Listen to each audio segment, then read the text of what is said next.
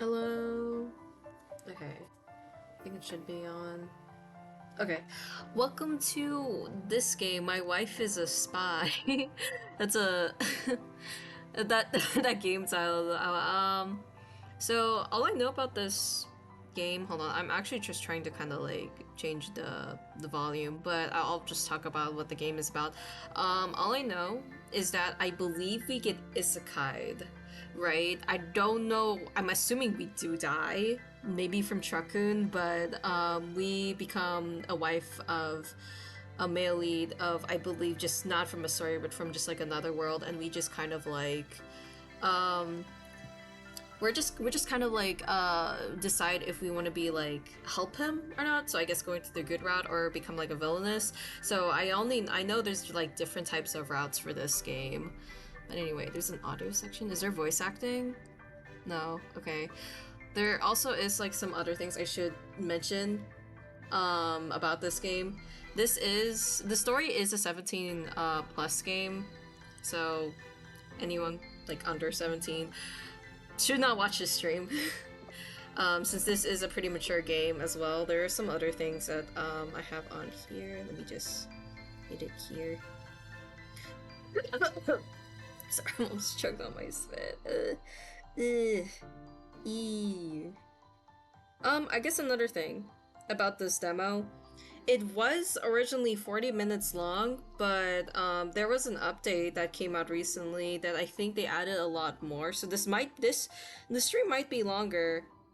It might be longer, and I'm hoping it might be longer because I feel like this is a story that I would really like. Another thing about this game, there besides this, since this is a 17 plus story, there is some trigger warnings. So heavy familial abuse is mentioned on this game. So if you don't like a topic like that, this game is probably not gonna be for you. Okay, I guess we could get started. Let's try. See, trying to shift things here. New game. Oh, we look so pretty. Our name's Ava. No, our name's Bert. We look really pretty. Yeah. That's like what I said earlier. There's heavy familial abuse. This visual novel deals with themes of heavy familial abuse. It gives hope that a person can move on from the years of pain if they leave a toxic environment and find a good circle of people who support them. Almost home. Oh, so it just immediately starts. Okay. The gentle wind sways the canopies of trees as I walk through my neighborhood. The soft breeze and the pleasantly warm June evening weather put me in a good mood. My heart fills with blooming joy as I look around the area. I take the sights of the neighborhood where I grew up, the familiar houses, the new and old cars, the stray soccer ball left behind by children. Just one more month until I finally leave this place behind and move out of my parents' house. All I need is the first paycheck from my job I landed today, and I can start looking for my own apartment closer to the city center. I hum a happy tune, my steps light. Today I had a job interview for the first position of a business analyst at a prestigious corporation. All of my effort spent learning math and economics at college has finally paid off. Only half a year after graduation, and I already have the dream job I've always wanted. Okay, so that's a good start, I guess. Half a year filled with even more belittling from my parents than usual, telling me that I'd picked the wrong course of studies, that I would have been better off not going to school at all instead of pursuing economics, insisting that with my shyness and fear of people, I'd never be able to impress anybody during a job interview, saying that I'd end up living with them until I grew old, and insisting I should be grateful for it because I would never survive without them. I take a deep breath, then release it.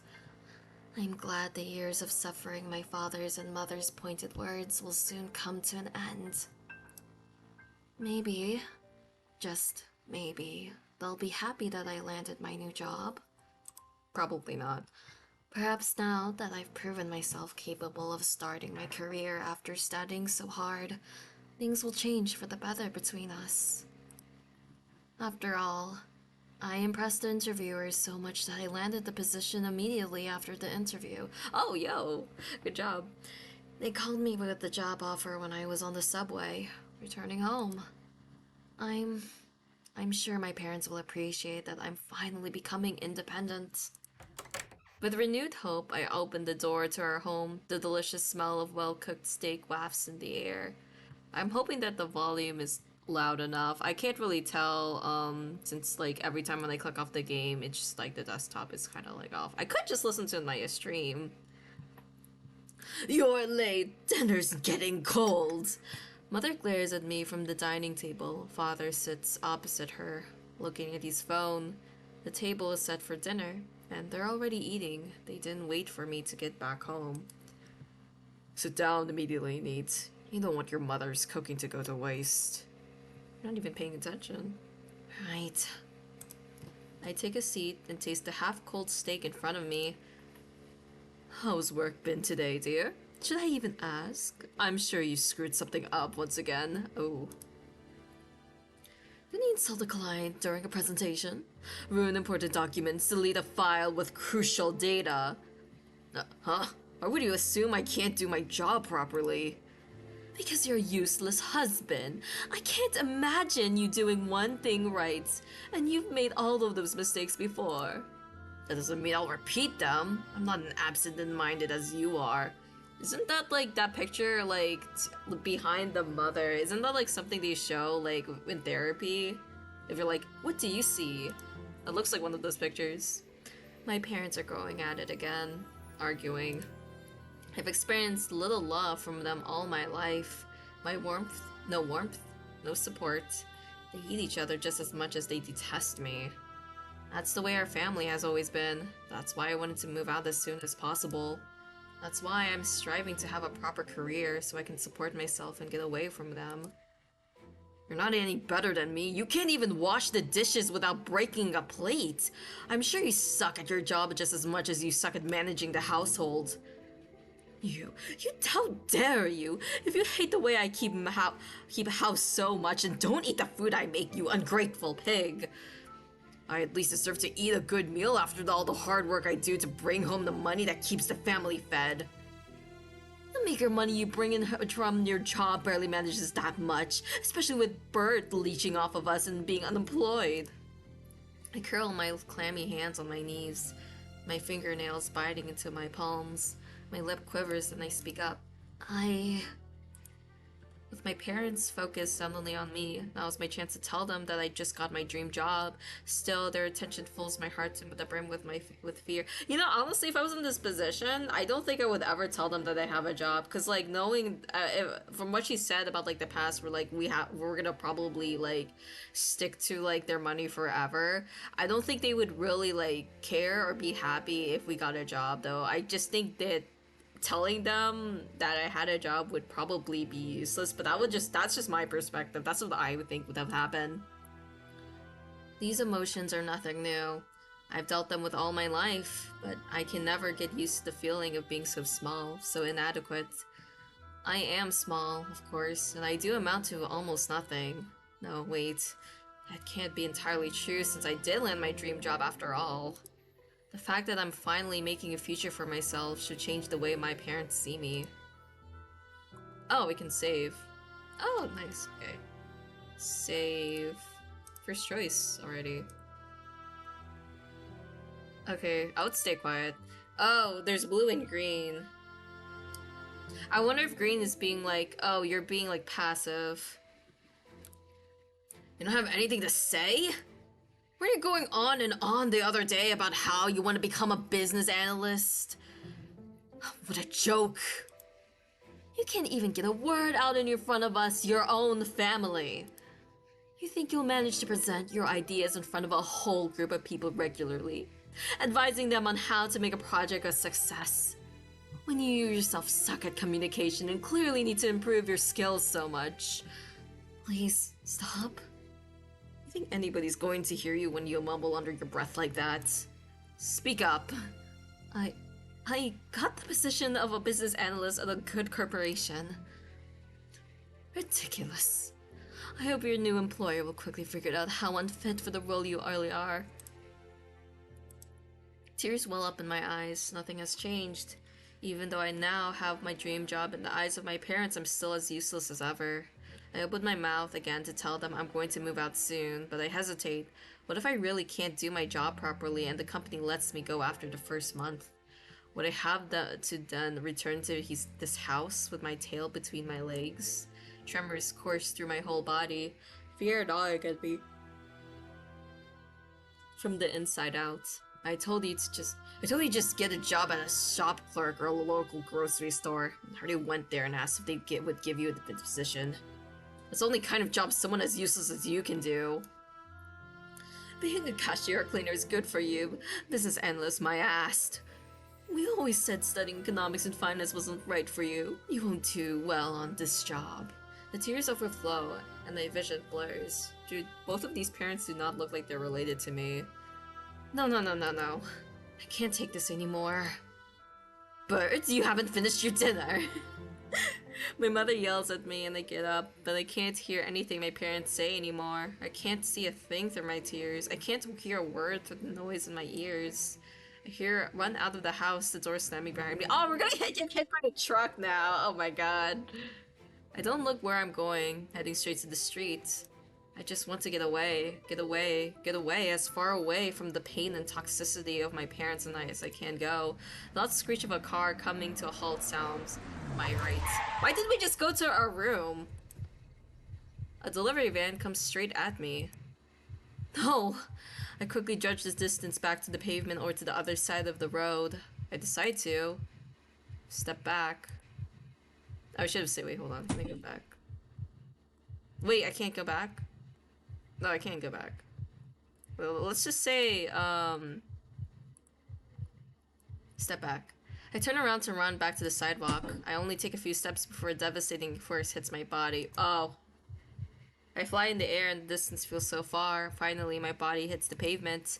Ah! I experienced the worst agony I've ever felt in my life. No abusive words from my parents compared to the searing pain of my body being destroyed under the weight of the car. I cough up blood. I hear screams around me. Someone's grabbing my leg, trying to get me out from under the van. There's loud ringing in my ears, and blackness fills my vision. Slowly, the pain fades. When I come to my senses again, I don't feel any pain anymore. I look down at my body. It's not crushed, deformed, or in any way destroyed, but it's translucent. Around me is a pure whiteness, blindingly bright, but instead of my eyes hurting, the sight of the place feels serene and comforting. Hello? My voice echoes loudly in the emptiness around me. Slowly, I realize what's going on. Oh.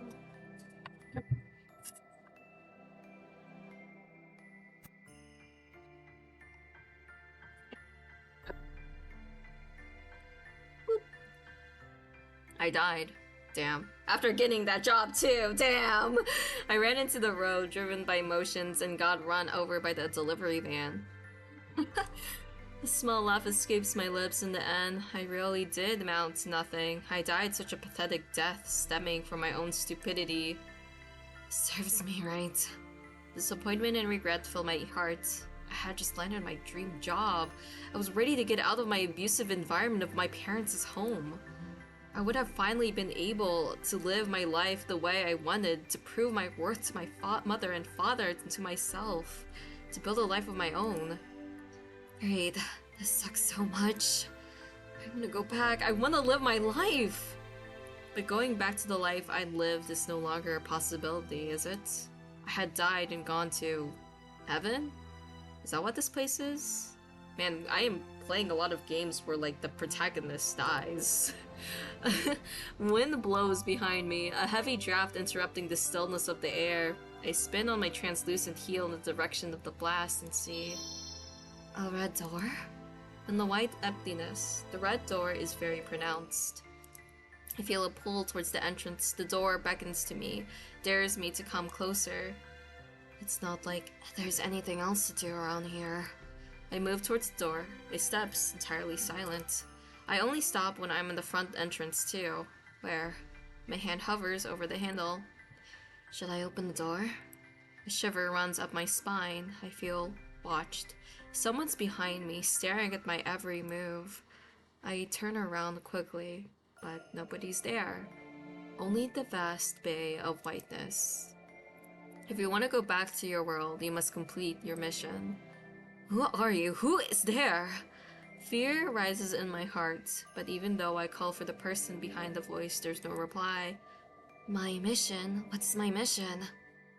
Am I not dead? What more is there to do?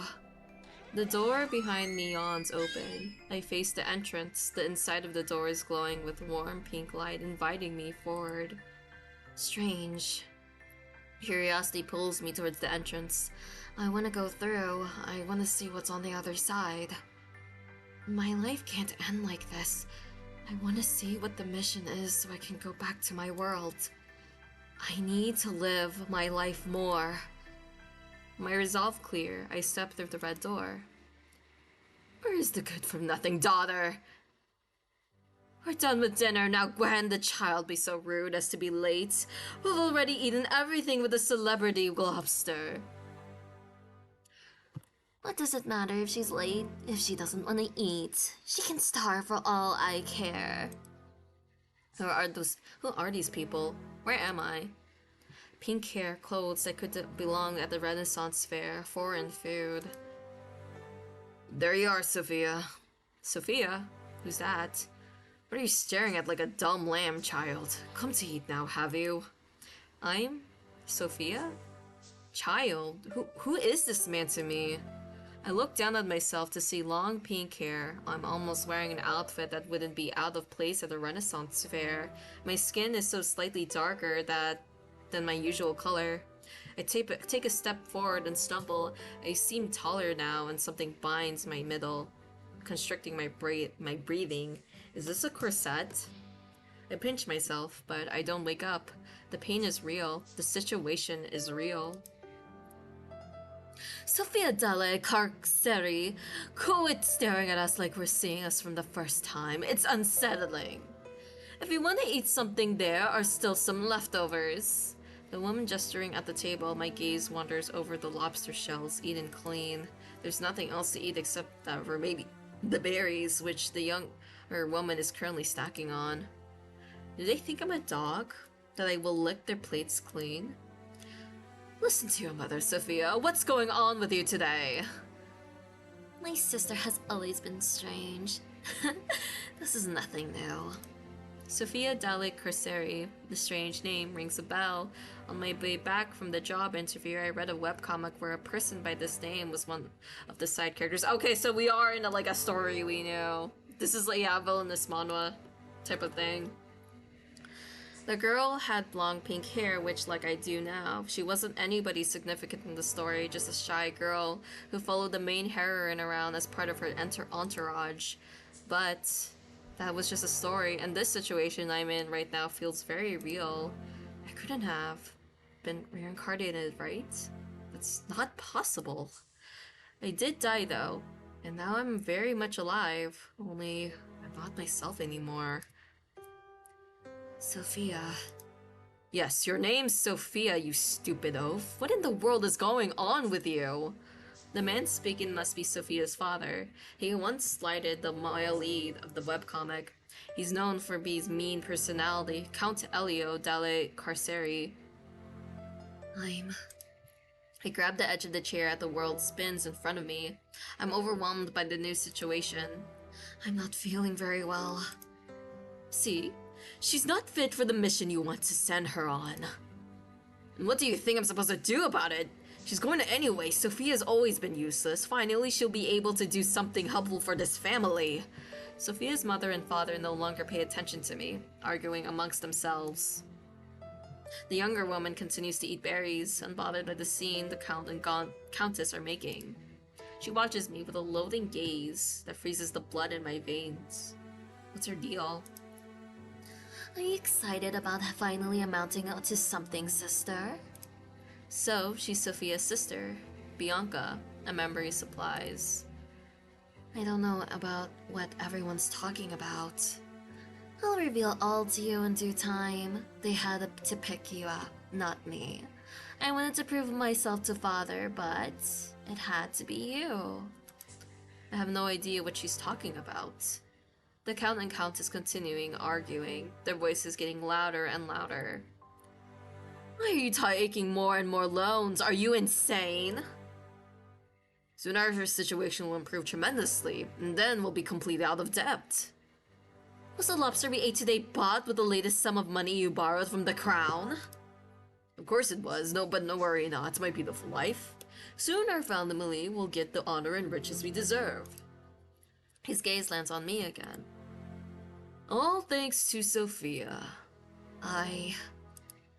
Now, child, make yourself scarce, and because you dare to miss our special dinner, you will receive your only servant food for the next 3 days. You're all confined to your room.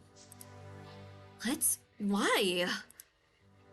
Dominic, escort Sophia to her room. Lady Sophia. The butler gestures to the door. I take one last look at Sophia's family before I stumble out of the room. The man grabs my shoulder, but I have no delusion that the gesture is to support me. He yanks me along the corridor in a rough fashion before more or less throwing me into a room. Damn, okay?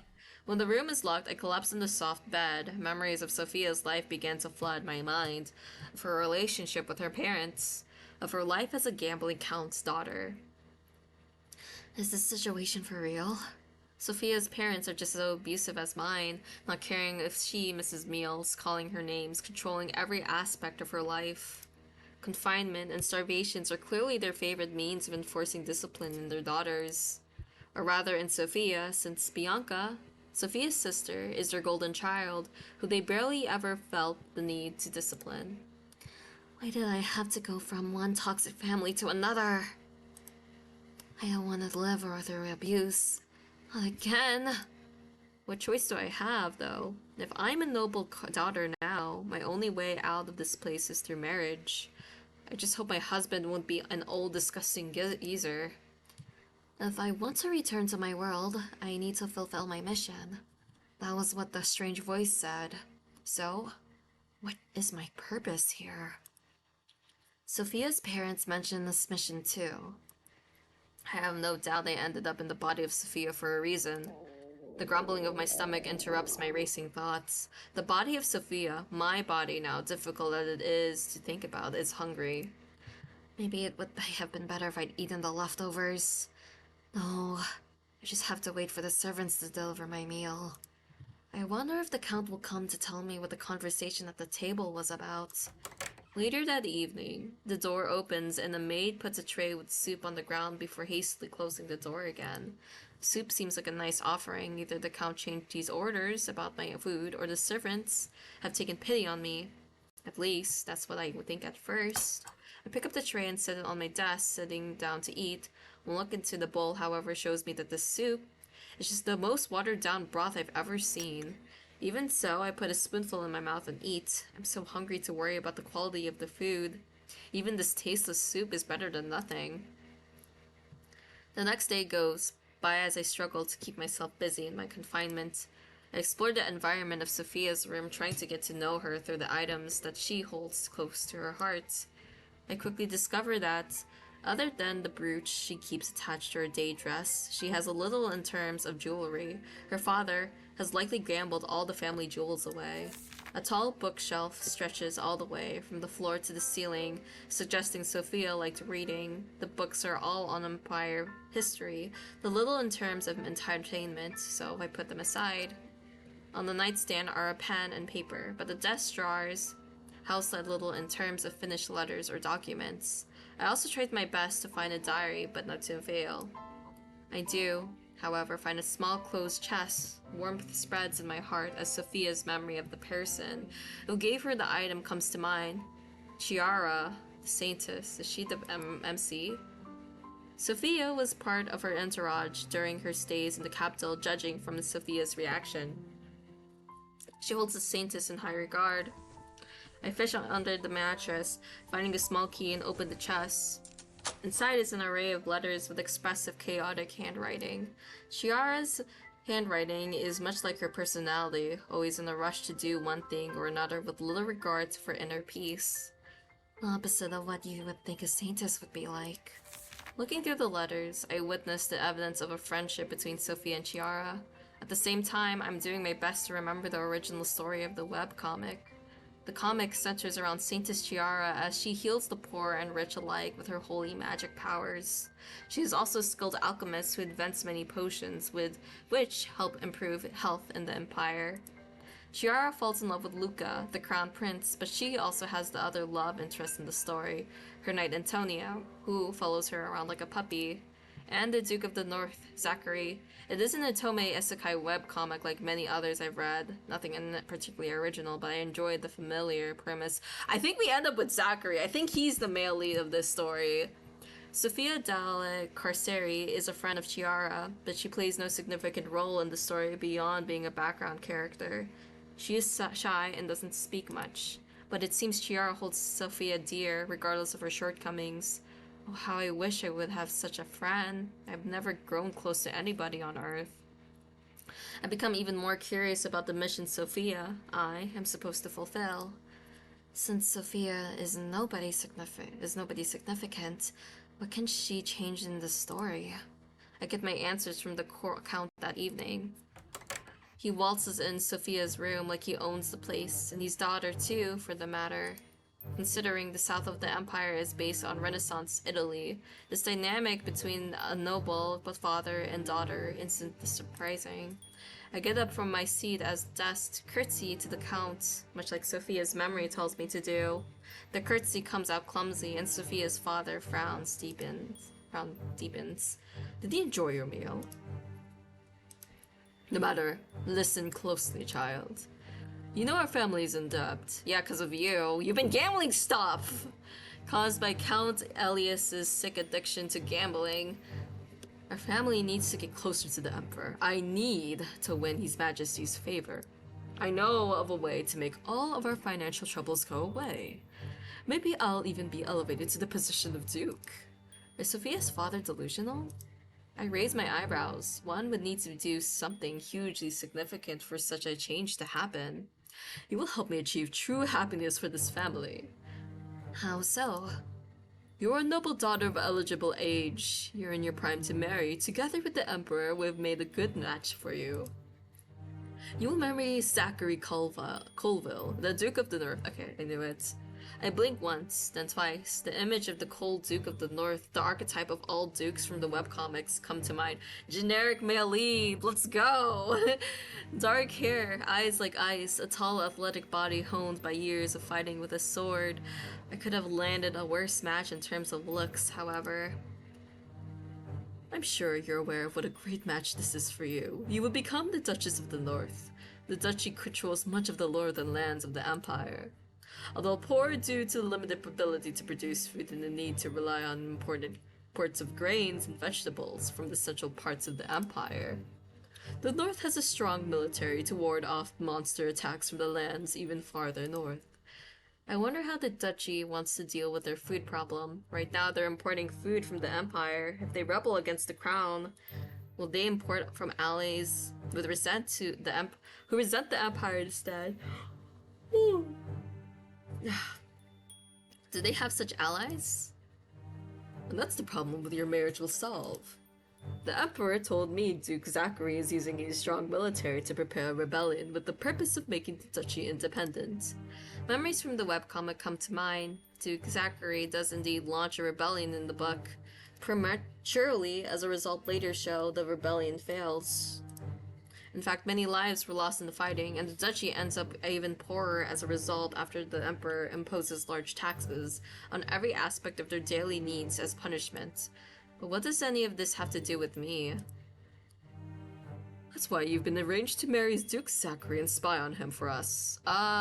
Spy? This was where the spy thing comes in! Yes, you will find out that the Duke's secrets and send every ounce of useful information you find to me.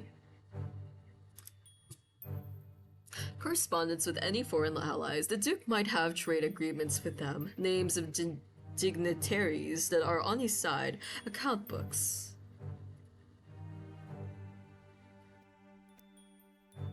When we have information to prosecute the Duke and have him beheaded, you will become a rich widow. I will have my debts paid by the crown and will all live life in peace and happiness. Do you really think I'm skilled enough to spy on the Duke, Father? You're a beautiful woman, Sophia. You grew up well. All you need to do is seduce the Duke. I don't think I grew up well. From what I'm hearing, I don't think I grew up well. You'll wrap him around your little finger in no time. I'm not really sure this is a sensible plan. I think your plan is dumb. I think your plan is dumb, Father. You need a better plan. I'm not really sure this is a sensible plan. I'm not a great candidate to seduce the Duke. Why doesn't Bianca go? She's much more outspoken and charismatic than myself. She has a circle of guys that adore her. As you know, Bianca is engaged and will be married in half a year. Breaking her engagement would raise suspicion. Zachary Colville will suspect the person we send to being a spy. So while Bianca is obviously more skilled at seduction than you are, we need to send someone who needs to be naive to be a spy.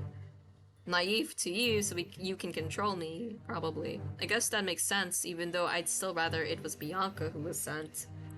However, I do want to get out of the abusive household. Duke Zachary may not trust me from the get-go, but in the webcomic, he's going to Shiara, the protagonist. Perhaps we'll even grow to like each other, but I would end up being the cause of Zachary's demise. It's not like I have a choice in the matter, though. I'll do my best, Father.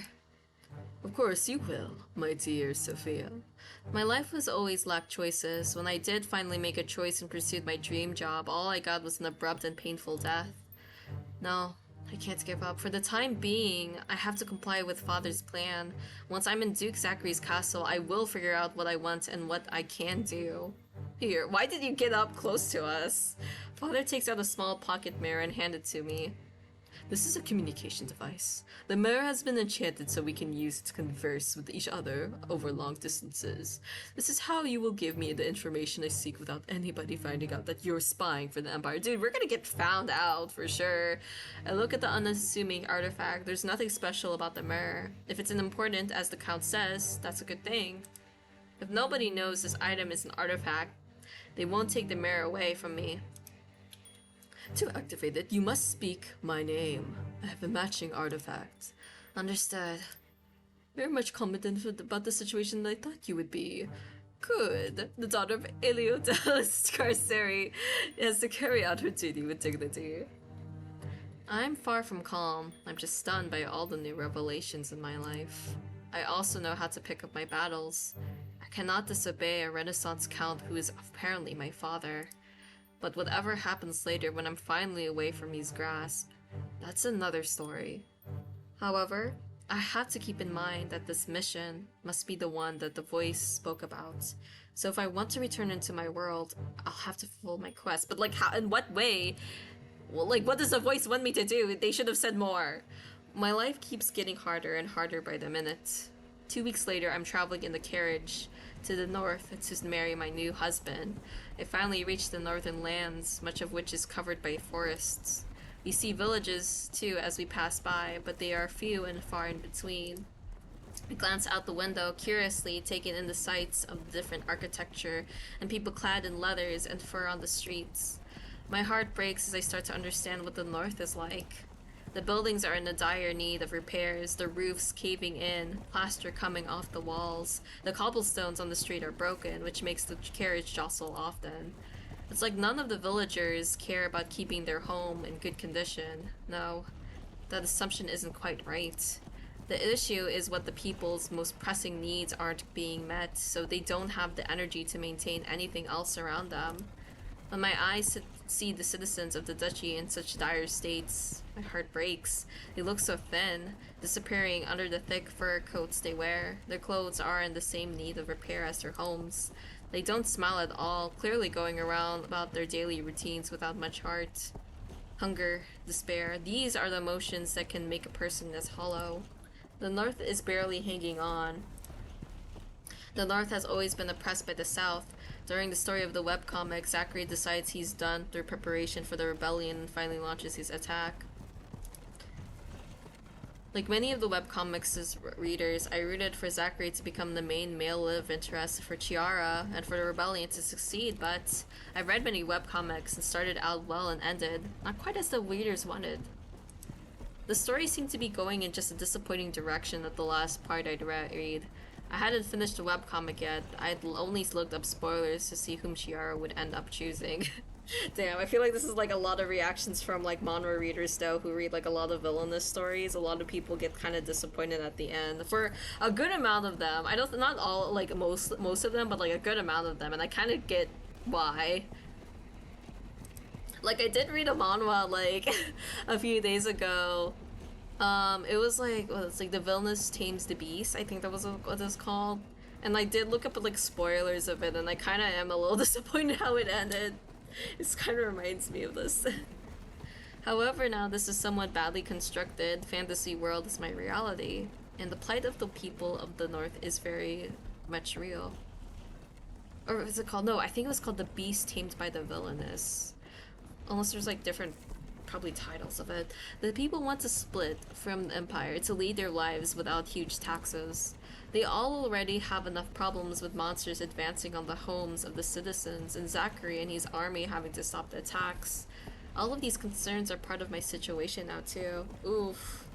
I thought I banned that phrase. Little disappointed.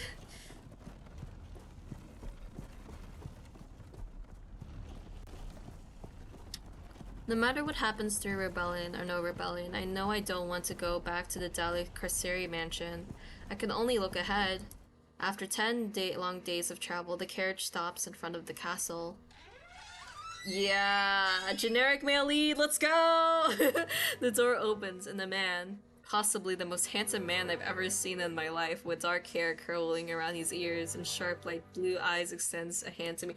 Oh my, there was like one post my friend sent me, since we both really like mono stories, especially like villainous ones, that I don't know what Reddit post it was, but I think it was like specifically like in the Tomei, no, not Tomei, villainous manhwa Reddit like sphere, and she found a post where it was just a bunch of male leads that have like black hair, blue eyes, light skin, and it's just like they all, it was like 9 of them all in like a square, and we're like, they all look the same.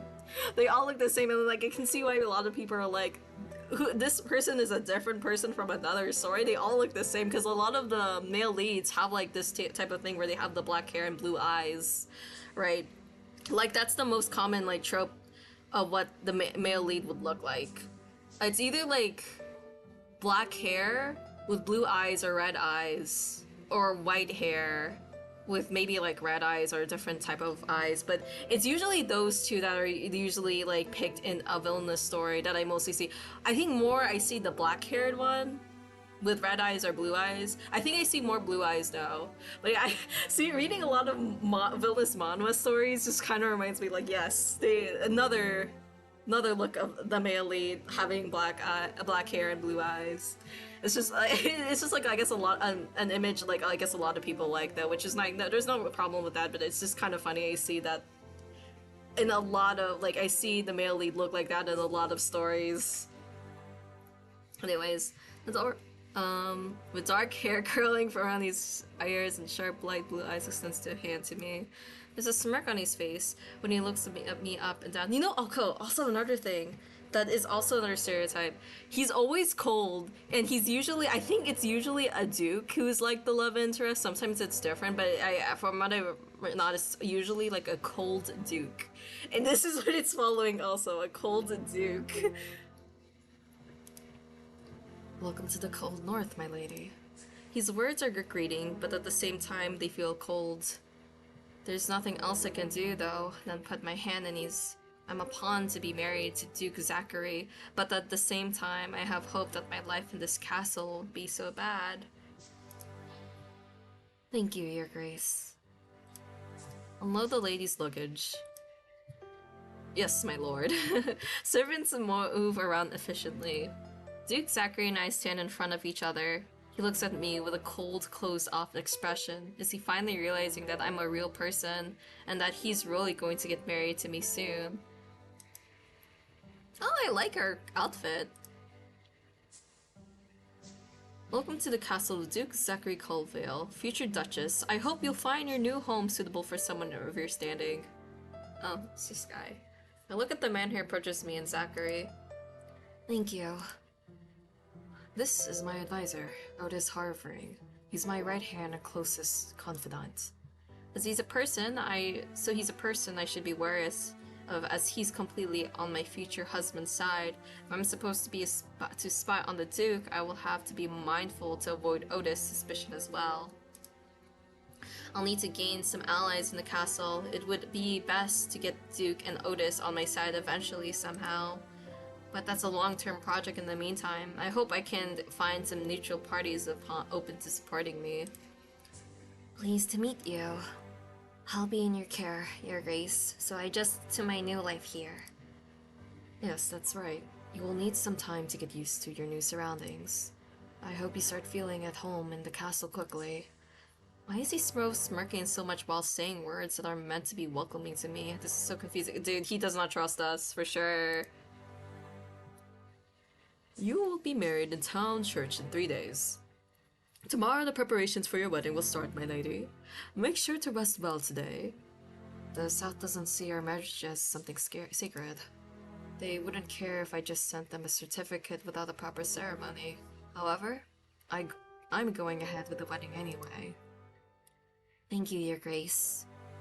It's actually very thoughtful of Zachary. I know he's opposed to our marriage, but at least he's honoring me like a true duchess.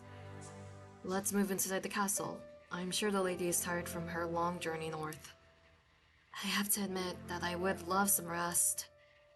We will show you onto your room then. When we enter the castle proper, I'm in awe of the spacious great hall with much different architecture and decor than Sophia's father's mansion on the south. One would think a castle so big and made of sturdier materials than the South sandstone would be unwelcoming, but the sculptures and banners that fill out the nooks and crannies make the atmosphere of the hall grand but not unpleasant. There's a lot to look at here. The place has been decorated with care. My lady, you forgot your coat.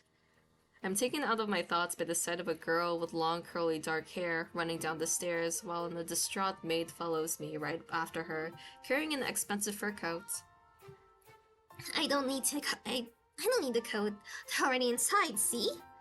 I want to see what my brother's new wife is like. It's cold in the hall too. You'll get sick, my lady. I won't. Oh, she's cute! Oh my gosh. Zachary lets out an annoyed huff. The girl jumps down the last steps and stops in front of us. Hello, I'm Zachary's sister, Bridget Colville. Pleased to meet you, Sophia Delle Carceri, daughter of the Count Delle Carceri. I make sure to introduce myself properly. Wow, you're so beautiful. What a pretty hair color. We don't have people with pink hair in the north. Is that a common hair color in the south? I wouldn't know, but my whole family has pink hair. Amazing! Don't you think she's gorgeous too, brother? This is the moment you're supposed to compliment your fiancé. How can you be so dense? I'm dense? Yes! You may not like the Emperor has commanded you to marry, but why would you take out your frustration on this nice person? Bridget, I've told you not to meddle in politics. It's a topic that's far too complicated for your age. I'll be 16 soon, a legal adult! I fear that day. I fear. You're so rude. He's been very mean to you, has he not, Sophia? We just met him, not really. But he seems cold, a little. I wouldn't say that. It's the truth, but I can't admit it. Bridget may not be a player in the politics of the house, but I very much am. I envy her for being able to speak freely. So, he was rude to you, Zachary, you meanie. Enough of this, Bridget. The lady is tired from her long journey. We were about to show her to her new quarters. Yeah, sure. I'll find you later, Sophia, so we can talk without the rude brother of mine around. Alright. I should stop myself, but I can't help the bright smile that appears on my face. Bridget may be young, but she seems like a kind soul. I'm glad to have met someone so welcoming in the castle. I feel like you're like the first kind soul I've met so far in this game. Violetta, give me my coat now, please. I'm going out for a walk. Yes, my lady. Bridget puts on her coat and walks swiftly out of the hall and into the cold air of the courtyard. Zachary stares after her with a troubled expression, but then he shakes his head and gestures for us to continue up the stairs. We walk down the series of long hallways. Oh. How was your journey, my lady? The awkward silence is interrupted by Otis, asking me a question. I wonder if he really cares, but doubt creeps in my soul. He probably just wants to break the monotony of a quiet, long walk. I love the look of the duchy and notice how poor the duchy is. I've noticed how poor you are! You're so poor! I notice how poor the duchy is, but then starved the people on the streets are. I know the country suffers from low food reserves in winter and has to import food stock from the south at exorbitant prices. You must be mistaken, my lady. The condition of the duchy is not as poor as you say. Poor! No. Otis gives me a disapproving look. Suspicion increases! Oh, shit! It's okay. I'm fine going for the bad ending. Zachary glances my way, but his expression is inscrutable. Maybe I shouldn't have brought up politics so soon after arriving at the castle. Were they testing how perceptive I am to figure out how I likely might be to meddle on duchy's affairs? Shoot, I feel like I just made a mistake. This is the room where you'll be staying. We arrive at the door and Otis opens it to reveal a spacious room with my suitcase already inside. I enter and spin around, taking up the sights of my new living quarters. Once again, I'm surprised by the cozy interior. I take off my cape and gloves, laying them down on one of the chairs. We will leave you to rest today. The maid that's assigned to you serve you well. Calm soon. If you need anything, let her know. And now then we say goodbye to each other. Zachary and Otis leave, closing the door behind themselves gently. I plop down on the bed, staring at the canopy above. Only now do I realize how dead tired I am after the long journey. There knocks on the door. When I call on the person to enter, a maid with a bob of short brown hair comes in with a tray of steaming food. Yay, food! She puts the meal on the table, then turns to me with a polite smile. I get up on the bed and sit down at the table, looking at the heavy stew and crispy bread she served me. Not the kind of fancy food Count Elio loves so much, but I have to say I prefer it. At least we're all get to eat proper meals unlike Sophia's family mansion. Thank you for the meal. Could you tell me your name?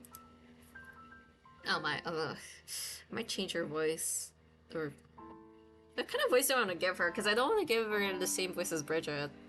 But I like what I gave Bridget's voice here. Okay, I think I've decided. Hi, Maya. The maid curtsies to me.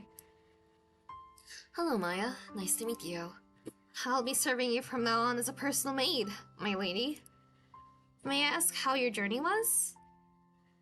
Quite tiring, if I'm to be honest. I think after the meal, I'll have to retire to sleep. Is there anything you would require from me? Maybe a warm bath would help? Oh, a bath sounds wonderful. I'll draw one. Are you warm enough? Should I bring wood to light the fireplace?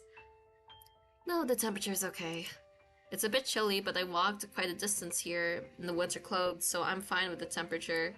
I've never been on a fan of excessive heat. The south was too warm for me, even if I'm inhabiting a southern lady's body. Okay, I'll go prepare your bath then. If there's anything more I can do to serve you, my lady, please don't hesitate to tell me. Of course. Maya leaves, and my heart feels warmer from our conversation. So few people in my life have been worried about my well-being. I know Maya is just doing her job, but still. Simply being asked if she can do anything to make me feel better, gives me a nice feeling. The maid seems professional but kind. I don't think I will have any complaints about her work ethic.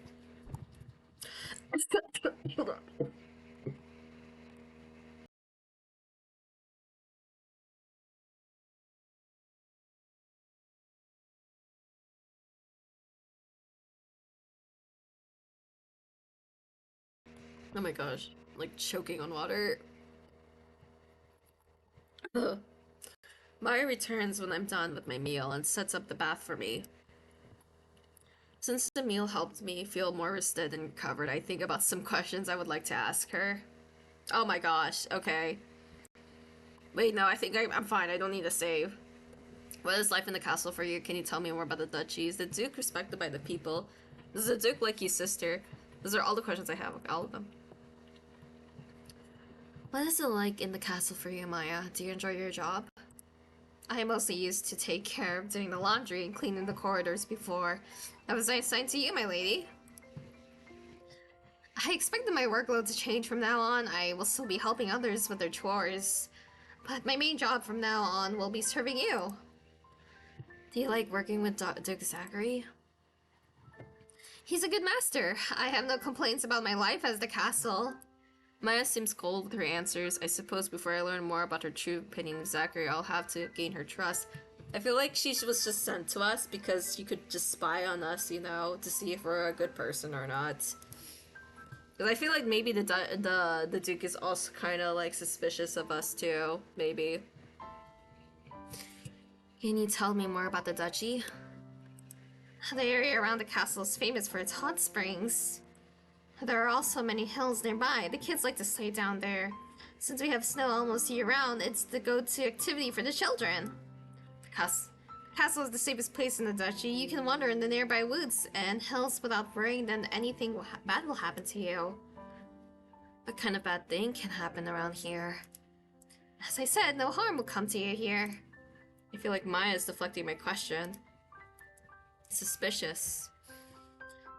Is Duke Zachary respected by the people? The Duke protects us from harm. Yes, the people respect the master. I feel like Maya wanted to say something more on the topic but stopped herself. Maybe one day I will gain her trust enough for her to tell me what she really thinks about the Duke. Does the Duke like his sister? They're siblings. Maya states her words so matter-of-factly as if the fact that Zachary and Bridget are brother and sister explains everything about their behavior towards each other. I know that. I know that, but it's not my place as a maid to speak about my master's relationship with these family members. Maya sits this boundary between us firmly. I have to respect her for that. That's all our questions. That was like, I feel like that was like snippets. That was like crumbs of information. Those are all the questions I have for now. Thank you for your answer, Maya. The bath is ready. I'll help you wash up, my lady. I'm embarrassed about Maya helping me take a bath, but I don't feel like it would be proper to dismiss her, and she wants to do her job. I suffer through my embarrassment of having her help me. When she's done, I am dressed in a nightgown. I jump into bed. Maya leaves me to rest. As I'm falling asleep, I think about my new situation at the castle. Anxiety makes my heartbeat quicken. I feel cold and hot at the same time. I can't fall asleep, tossing and turning, worrying, and I said that the wrong thing today. Multiple times. My husband and his advisor haven't been mean to me, but I can't but feel like a fish out of water. It's dark when I finally drift off to sleep. Oh god, my parents! Oh, my family! Ah! Your only purpose in life is to be used as a pawn. You've been arranged to marry Duke Zachary Colville and serve me in getting a better position in life. Have you spent all that money you got from the crown on the fancy meal again? Don't worry, love. Sophia will spawn the Duke for us. Our life will take a huge turn for the better soon. The only job you could do is a shop clerk or cleaner. You want to become a spy? You like the subtlety of play politics in the world you don't know that much about anyway. You're going to fail. You're not good enough to get the Duke on your side to deceive him until he parts with these secrets. I might have welcomed you to the castle, but that doesn't really mean we want to beat you here. Perhaps Maya and my sister have been kind to you, but everyone else wants you gone. I will divorce you as soon as I can. I will find a reason to cast you aside. You're never going to gain my trust. Ah, bro. I wake up at the start, sitting up in bed. My heartbeat is erratic, my throat dry. I feel like the world is around me is spinning. I can't breathe. I can't breathe. I can't breathe. I need to get out of here. I quickly wrap the shawl Maya left around my nightgown and step outside the room in the much colder hallway. The air is circulating much more here, a small draft chilling me. I welcome the sensation. I take a few deep breaths, feeling exhaustion from almost having a full-blown panic attack settling deep in my bones. It was just a nightmare. It's not real. And yet, deep down, I feel like the words that Sophia's parents, my parents, and Zachary threw at me in my dream were the truth. I'm not good enough to be a spy. I'm not good to gain Zachary's trust no matter what I do. No, I can't think that way. I need to find a solution. I want to get back to my world so I can finally lead the life that I've always wanted, so I can start my career. I've worked so hard for that reality. I need to calm down. I'm not sure I'll be able to find the way back to my room, but I don't care right now. I decide to go for a walk down the long corridors of the castle. I walk for a while until I stumble upon an ajar door. Light falls through the opening, and voices can be heard from within. I stop walking, curiosity getting the better of me, when I realize the people speaking are Zachary and the advisor, Otis. She's bound to be a spy. They're talking about me. Don't you think they picked the wrong person to spy on me? She seems like a normal girl, not a major threat. They must have thought to send someone who didn't suspect of being a spy from the start. And they certainly did a decent job of researching your preferences. This kind of sweet but dignified lady is just the type of woman you like. Oh no! Oh god, Rorky's type! Oh god! Ew! There might be more to her than we know right now. It's too early to judge if she'll be any good at spying on you. I doubt she'll come up with any sound plans. And the fact that I might find her attractive doesn't matter. She's going to be my wife in name only. I'll stay wary of her. I don't want to risk her getting close to me when she might be planning to steal the secrets of the duchy. We should limit Sophia's access to the information that flows through the castle. Of course, we're not going to give her her proper duchess work like taking care of the household finances either. Hi Kamsoga. Welcome to stream. How's your stream, by the way? Oh yeah, we're also playing a game called My Wife is a Spy, and we became like, I guess, engaged to this guy who's a duke, and our father wants to spy on him. Bohemia? Oh, Bohemia again? Oh, no, mental health, oh gosh. Oof.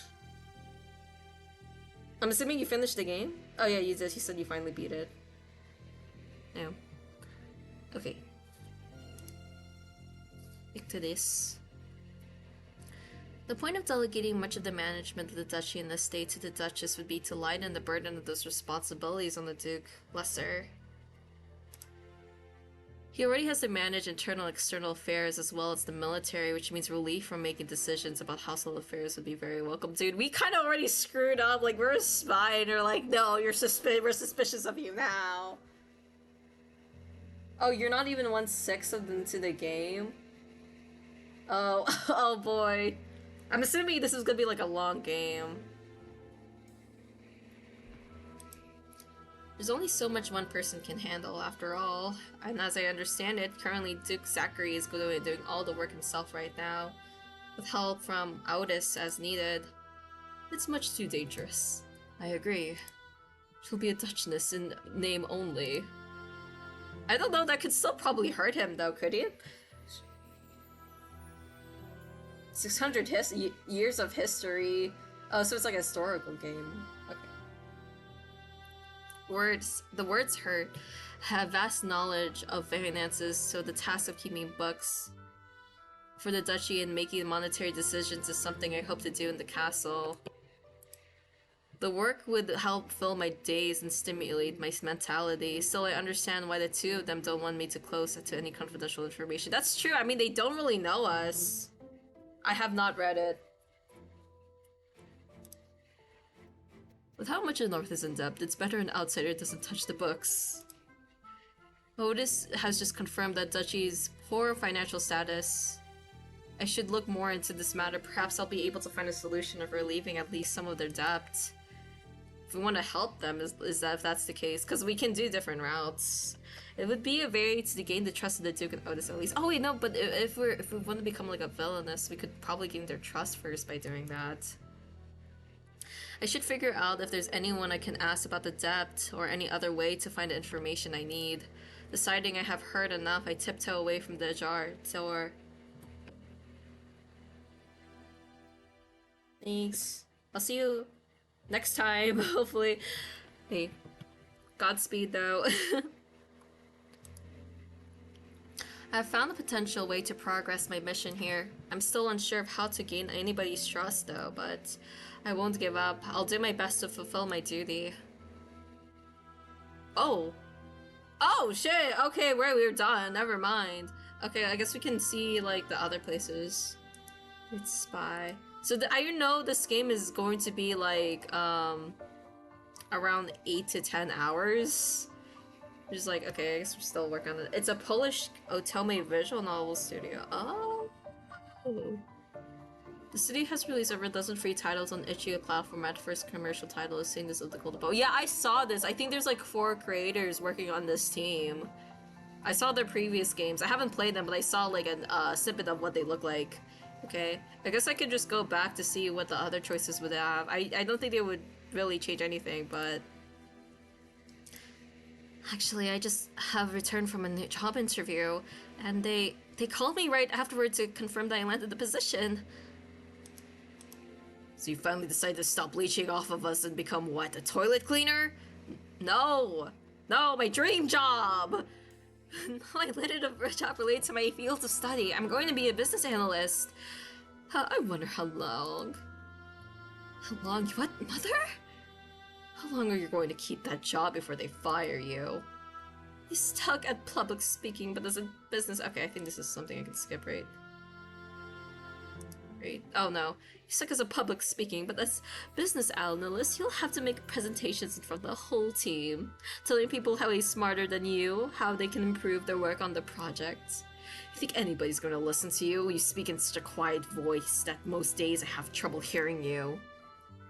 Why, out of all the possible career paths, you have to choose a role that has such much to do with presenting your ideas to others. You study economics and finance. Okay, yeah, this is the same. Yeah. Can I skip, actually? Okay. Move ahead. I run ahead as quickly as my feet can carry me, but I'm not quick enough. A devastating force hits my body and I fly in the air. So it's all the same, which makes sense. Oh my gosh, the sounds. Alright, father, I'll do as you say. Anything to get away from the another abusive household, maybe with Duke Zachary feel safer, more comfortable. From the way he treats Chiara in the webcomic, he's a good guy in this story.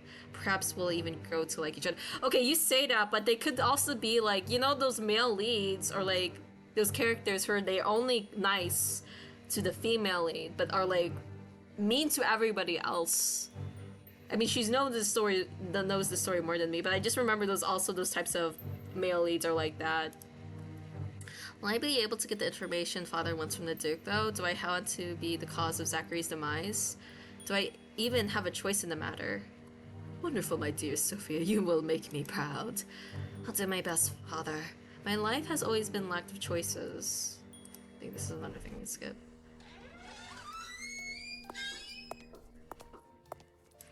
I love the look of the duchy with its beautiful countryside and quaint villages. Have you noticed anything out of the ordinary about the villages? Out of the ordinary? What do you mean? It's nothing. I was just thinking if you might have been seeing the festival in Osborne. Ah yes, we were passing by a village that had the colorful decorations between the buildings, but we haven't stopped for me to have a good look at the festival. I see. There will be another festival in the village close by in 2 months. Maybe the Duke can take you with him to see the celebration.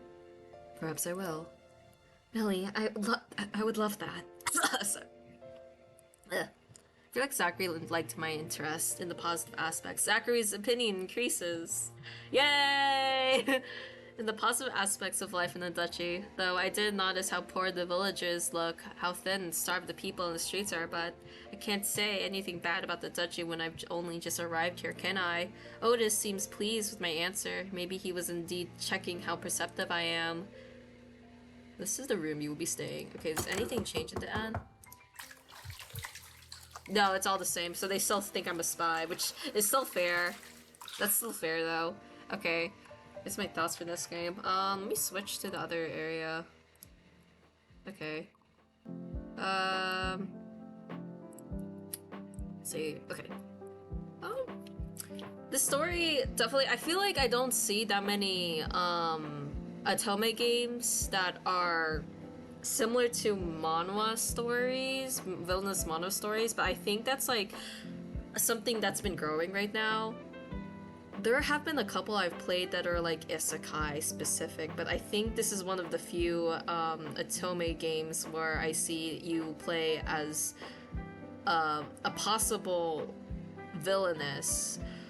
Well, the story is very similar, very similar to villainous manhwa stories that I've read in the past, and I'm assuming, yeah, it is inspired by that. The art was really good. I think that's like one of the best parts of this game, especially with the character designs. Male lead looks reminds me of a lot of male leads that have that look with the black hair, blue eyes, that I've seen in a lot of manhwas. So I'm assuming that's also kind of an inspiration too. But also like a lot of people like that though. A lot of people like that look. I don't.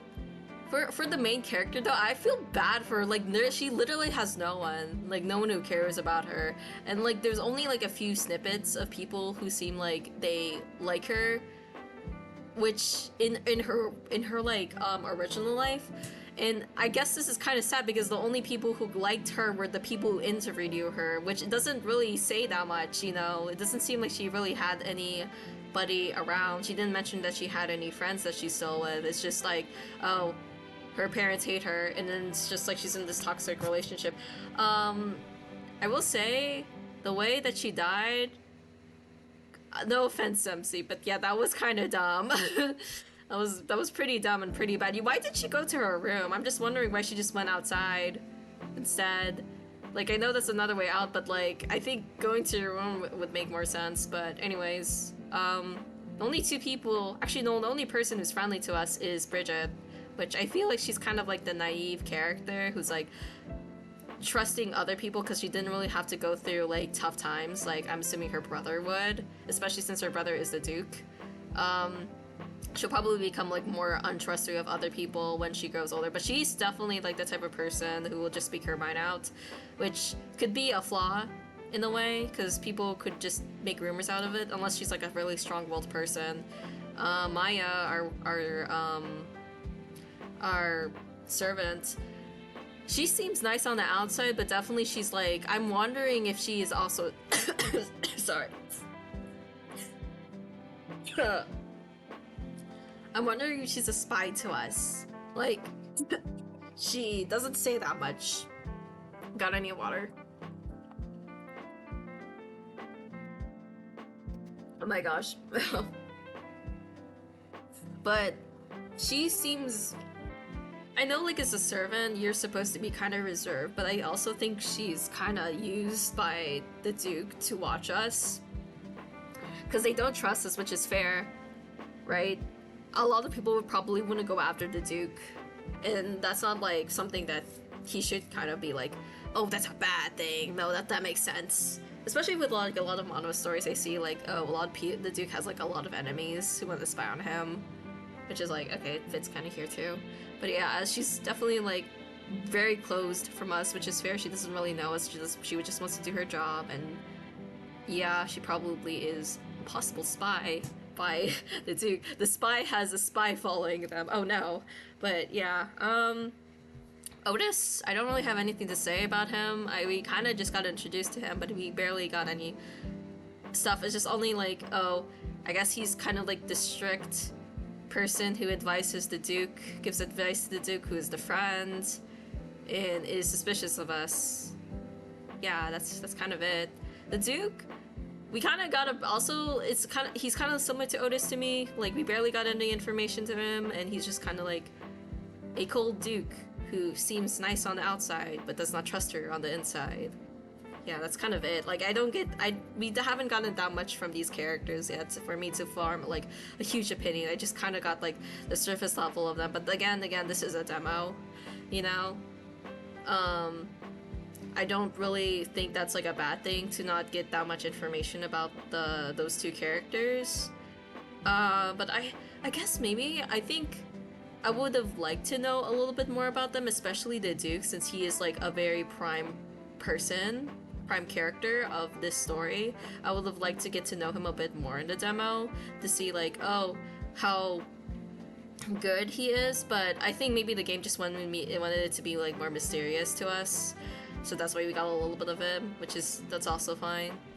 Yeah. Yeah, that's kind of all I have to say about this game. I'm not sure what my schedule is gonna be next week, but I think I'm still gonna try doing 2 Phoenix Wright streams next week.